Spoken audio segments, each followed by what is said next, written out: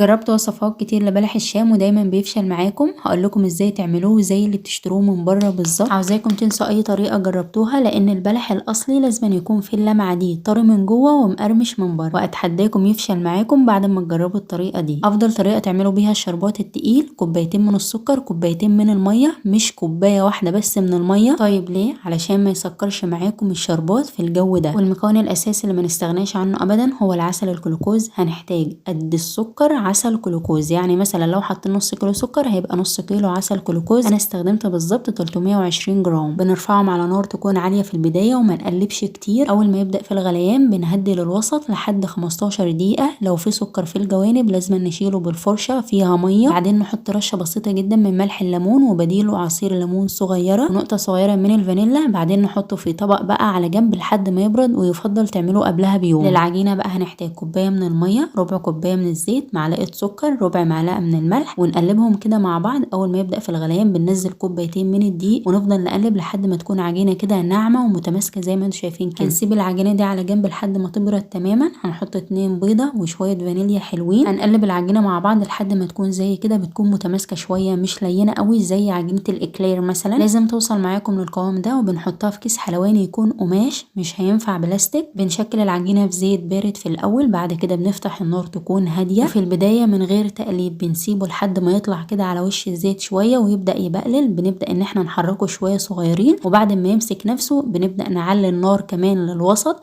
او لتحت الوسط علشان ما ياخدش معاكم لون جامد. ونقلب فيه باستمرار بالمصفى، ما ينفعش نسيبه يتحمر لوحده والا يتحمر من جانب وجانب لا. خطوه التحمير ممكن توصل معاكم ل 20 دقيقه على ما ياخد اللون الذهبي ويقرمش. بنحطه في العسل لمده 15 دقيقه وقدموه بالهنا والشفا.